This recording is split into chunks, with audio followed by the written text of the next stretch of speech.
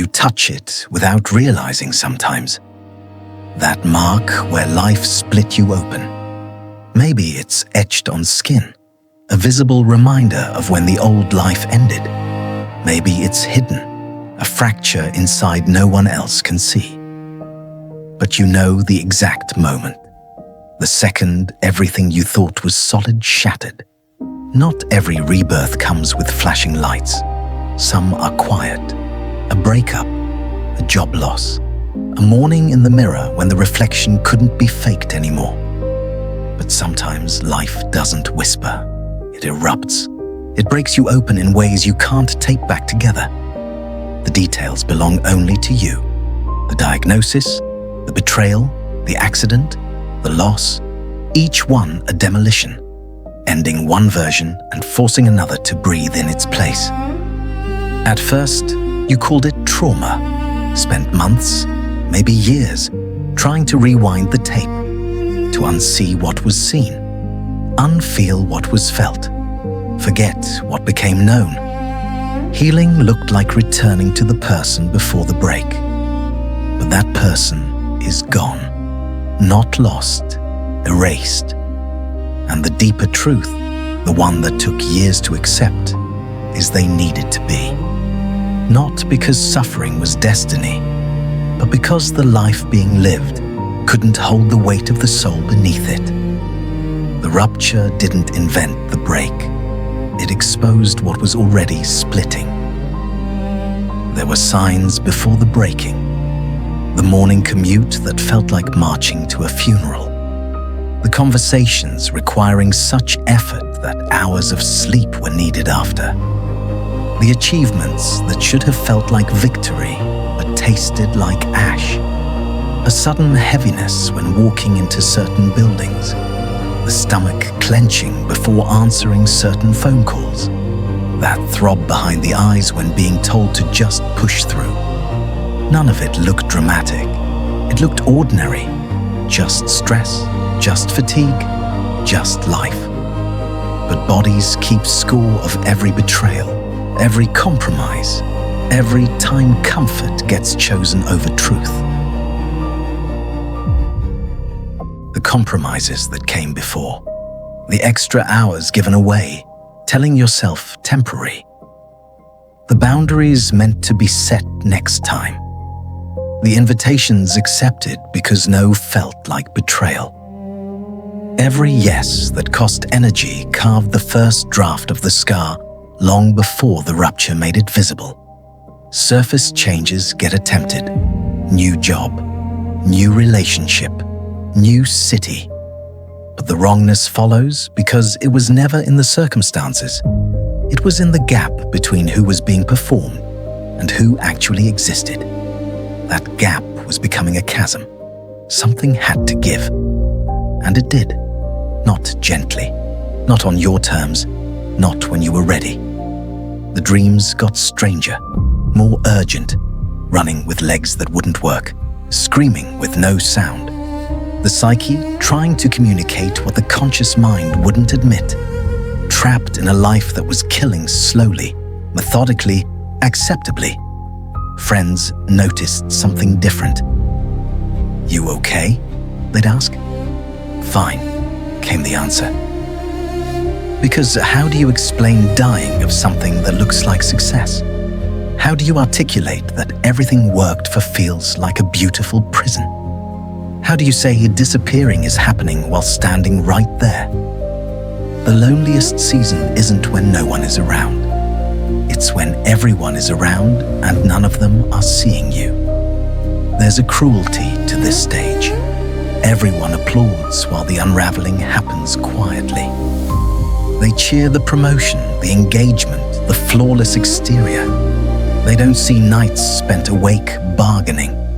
If this quarter can just be survived, if they can just be kept happy a little longer, if holding it together can happen until something changes. The applause becomes another chain. Golden handcuffs look like achievement. The salary increase. The new title printed on a business card. The wedding photos that look perfect on a wall. Everyone claps because they only see the surface. But applause can drown out truth. Sometimes it isn't a single dramatic rupture, but a series of hairline fractures. A conversation where laughter covers tears.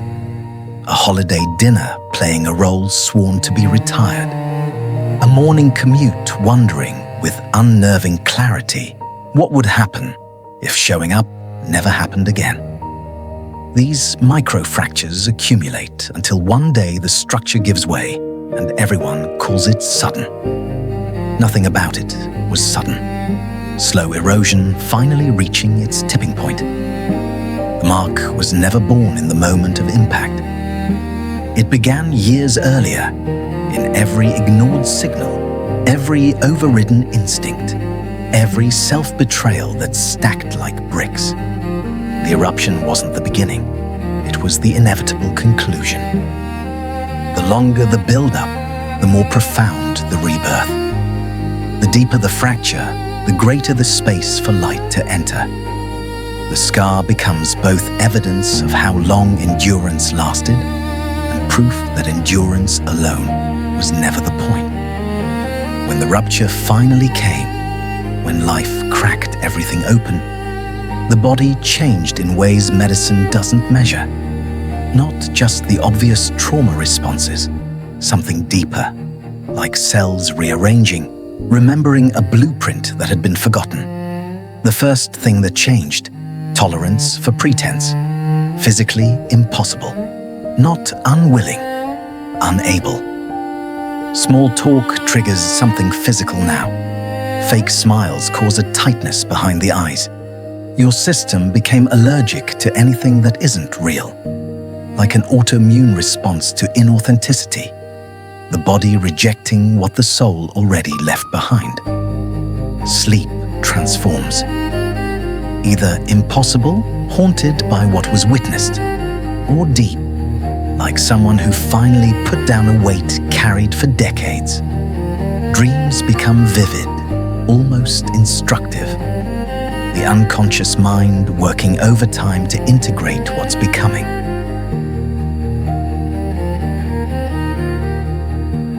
Senses sharpen in unexpected ways.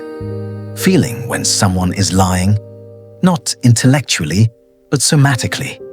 A tightness in the chest when words don't match energy. A metallic taste when someone performs care they don't feel. The body becomes a truth detector that can't be turned off. Food tastes different. What used to satisfy now feels empty. What used to be normal now feels toxic. Different things get craved, simpler, cleaner, more real. Not just in food, in everything. Conversations, relationships, experiences. The whole system recalibrating to a frequency it can't return from. The exhaustion changes character. Before, tired from pretending. Now, tired from becoming. Like a system rewiring itself. Slow, heavy, non-negotiable. Some days, breathing is the only accomplishment. That was enough. One day the body chooses for you. Hands that shake. Breath that won't deepen. Tears that can't be swallowed. It almost killed you. But it didn't. And what came after was harder than the breaking. Because it was real. Everything not real had to die. The marriage built on who used to be. The friendships requiring smallness. The job needing unconsciousness. They all started dissolving the moment awakening happened. Not pushed away, but awakening creates a frequency that performance can't match. The old life didn't end in one dramatic exit. It ended in 1,000 small refusals. The first time a lie couldn't leave your mouth. The first time someone else's expectations rolled off instead of sinking in. The first time you chose silence over performing fine. Each refusal, a quiet funeral for the version of you that would have said yes. People notice something different now. Not the mark itself, something else. A quality of presence that wasn't there before. like someone who's been somewhere others haven't, holding something they can't quite name. Movement through the world is different now. Not tentative, like someone afraid of breaking again, but deliberate, like someone who knows exactly what matters and what doesn't. Less time on pleasantries, less energy on approval, less patience for anything that isn't true. The mark changed how love happens. Before, performance, the right words at the right times, the exhausting effort of being lovable, hiding everything that might make someone leave, making yourself easy to be with at the cost of being real. Now, revelation, showing up exactly as is, marked and all. No more curating, no more performing a version that doesn't exist, no longer available for love that requires being less. Performed love is immediately visible now, thin, conditional, ready to withdraw the moment difficulty arrives. That isn't love, it's transaction, and that business closed forever. Real love, the kind that sees scars and moves closer, that's what's available now. Rarer, so much rarer. But the only kind that feeds you. Some people couldn't handle the new frequency. Healings felt like abandonment. Wholeness threatened their comfort. They left, or you did. Either way, they were never holding you. They were holding a version that no longer exists. Some people only loved you in your brokenness, because brokenness made them feel necessary. They called it love, but it was dependence wearing love's clothes. The moment healing began, their comfort cracked. Letting them go ached. But it wasn't cruelty, it was alignment. Others were drawn to the new frequency like they'd been starving for it. These people have their own marks, their own stories of breaking and becoming. Recognition feels like family, the ones who've been to the underworld and returned.